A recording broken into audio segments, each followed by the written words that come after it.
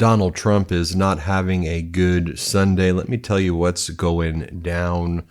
First off, I guess Donald Trump is taking his anger, resentment, and overall insecurities out on the White House, just continuing to rip up the Rose Garden. I think they're trying to turn the Rose Garden into like a deck. But here's what the Rose Garden looks like in the White House. It just goes and shows you that everything this guy touches dies, and he's just a complete and utter failure in everything. We learned this morning as well, but we've reported on it before on the MeidasTouch network. But Al Jazeera is reporting it, and others are reporting it, that Iran may be able to restart its uranium enrichment in a matter of months, despite the wave of attacks by the U.S. and Israel that targeted its nuclear infrastructure. This comes from the IAEA chief, Rafael Grossi.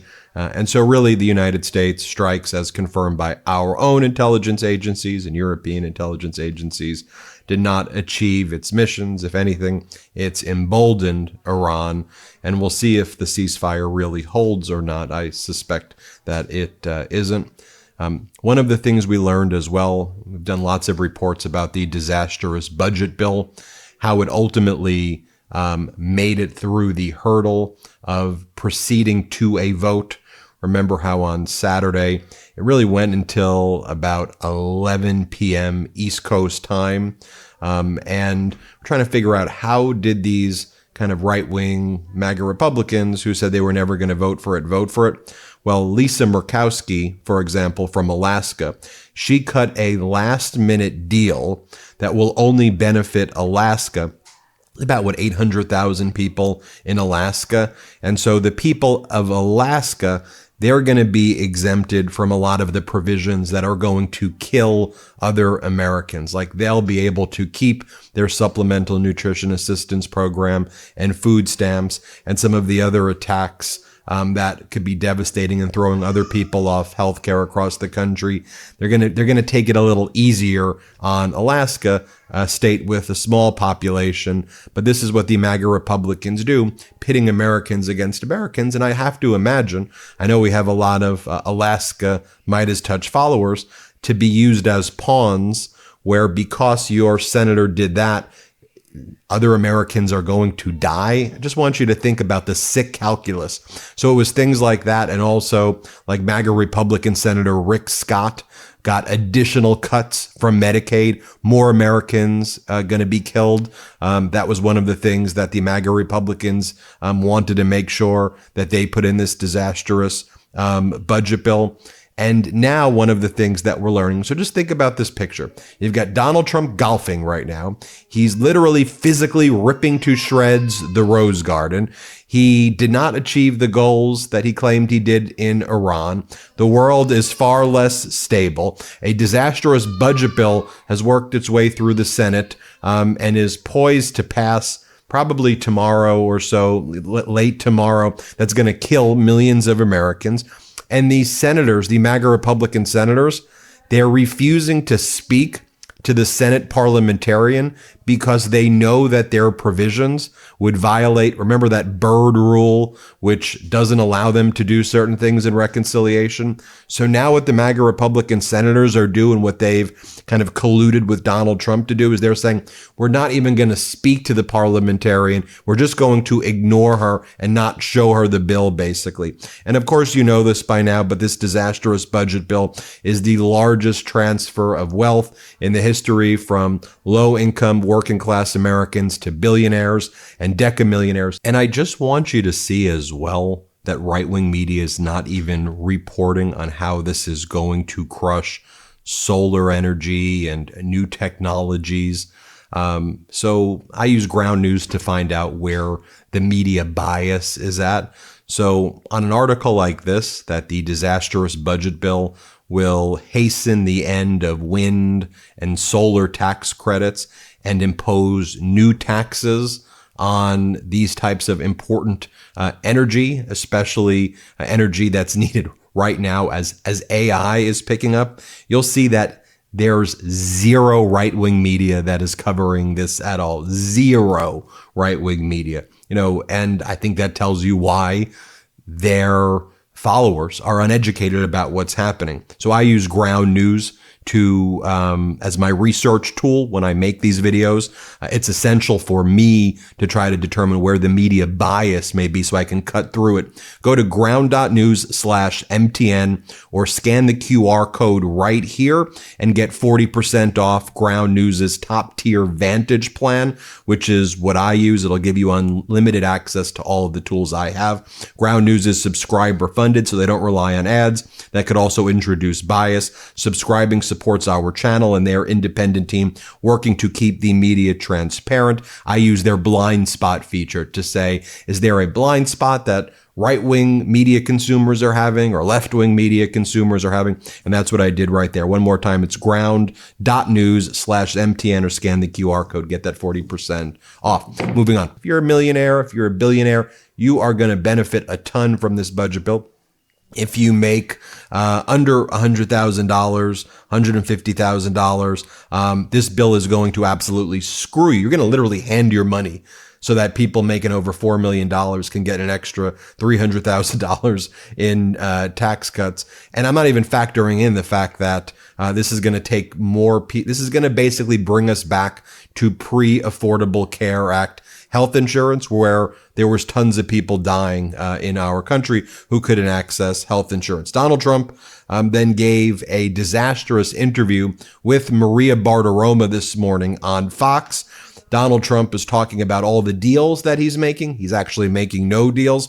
And then he brings up on his own that we have a buyer for TikTok, he says, to which Bartiromo says, who? He goes, I'll tell you in ding, ding, ding, 2 weeks, he says. He says, 2 weeks, I got to get you. Play this clip. No big deal.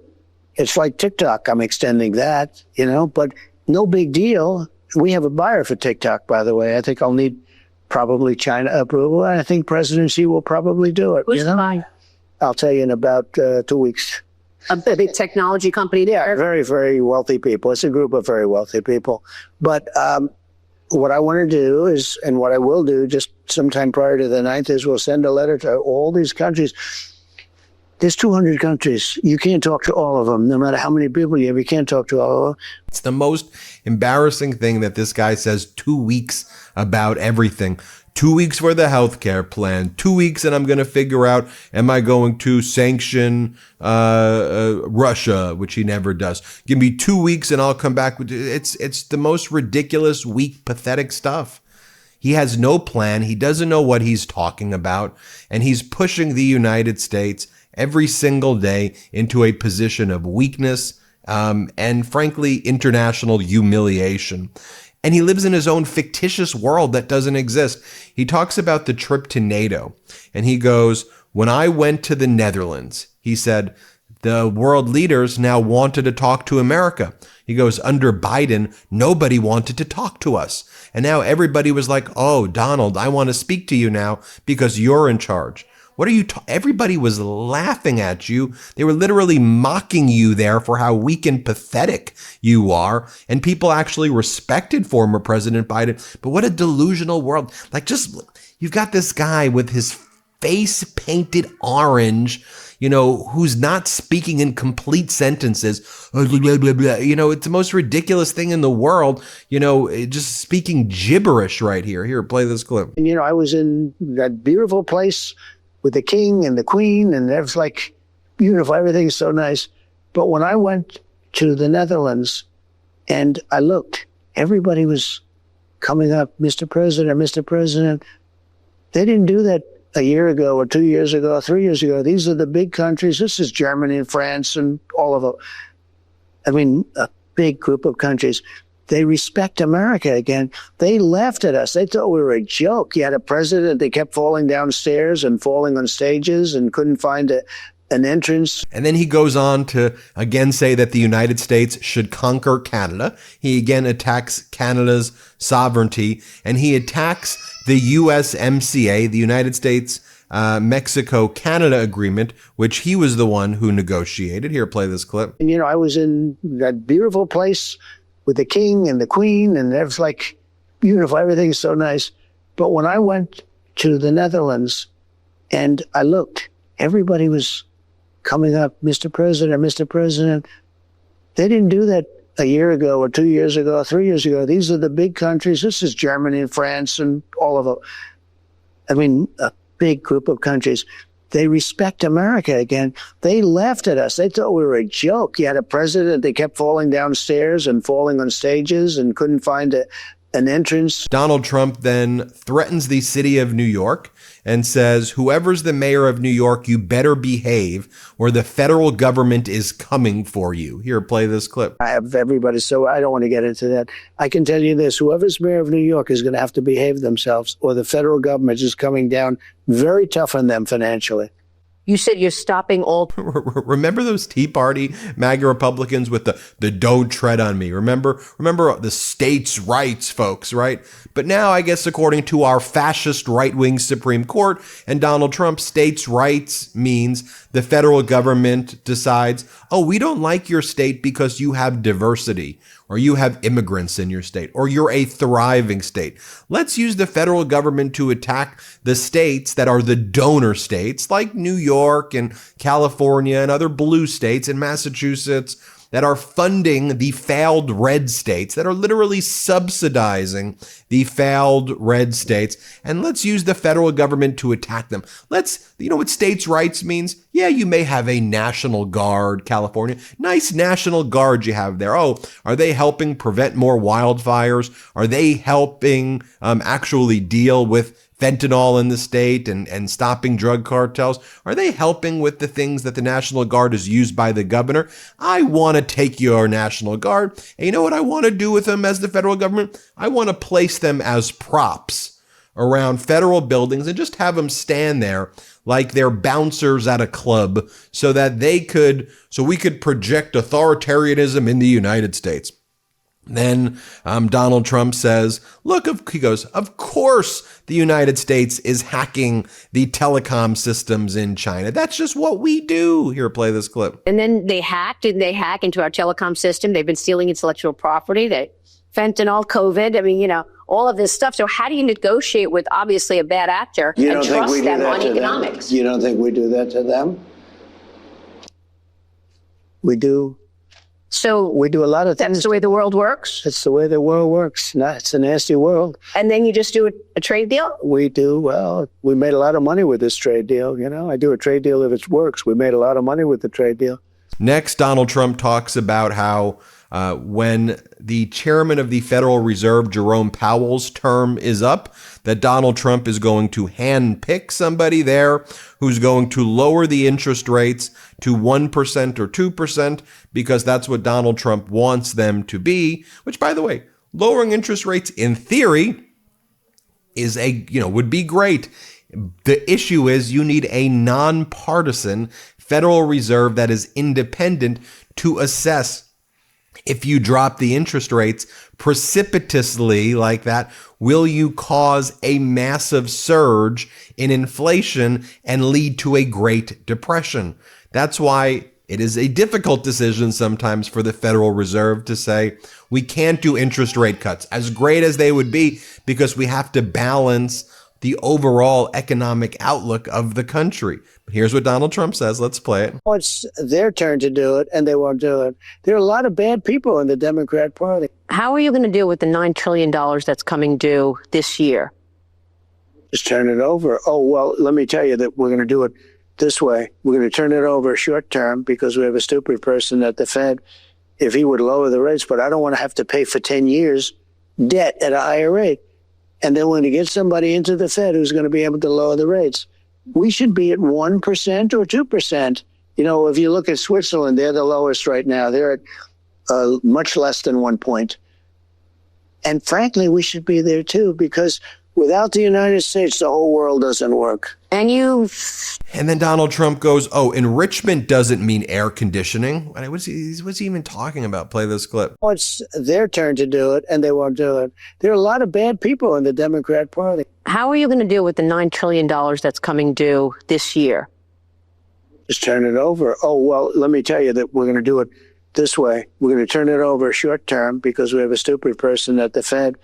If he would lower the rates, but I don't want to have to pay for 10 years debt at a higher rate. And then when you get somebody into the Fed who's going to be able to lower the rates, we should be at 1% or 2%.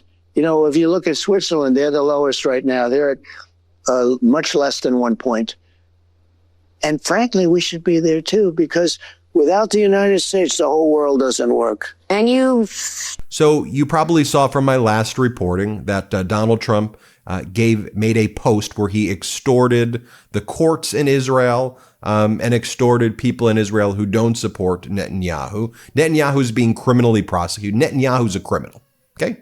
Benjamin Netanyahu is a criminal being prosecuted in Israel for being a criminal. Like, that's the reality of what's going on in Israel. So what Donald Trump said is that's a witch hunt. And he said, if you continue to prosecute Netanyahu within Israel, within your own justice system, the U.S. will cut off all military support for Israel. That's Donald Trump's priorities right now. While Americans can't afford housing, while Americans live paycheck to paycheck, while Americans are about to be taken off health care, while Americans are suffering each and every day. This is Donald Trump's priorities. And guess what? The court canceled Israel Prime Minister Netanyahu's trial hearings for the week. Oh, surprise, surprise. Democratic Senator Brian Schatz from Hawaii says the following about the disastrous budget bill, and I want to leave you with some of these thoughts right here. This is the biggest wealth transfer in American history from working class, low income, and middle class to the wealthiest. It will kill solar industry, raising prices.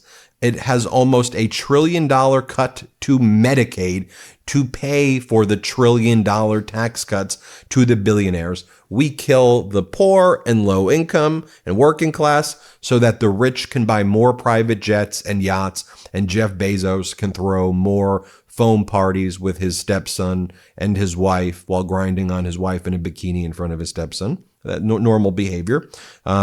Nursing homes will be shutting down. 1 in 4, maybe more, nursing homes will be shutting down. I saw about 40% of rural hospitals could be shutting down. Energy shortages, $4.5 trillion in new debt. The bill is even worse than you think. And that's where we're at right now, by the way, folks. So we'll keep you posted every step of the way. Hit subscribe. Let's get to 6 million subscribers. New Meidas merch drop. Check out the latest pro-democracy sticker packs, t-shirts, hats, sweatshirts, and more. All at store.MeidasTouch.com.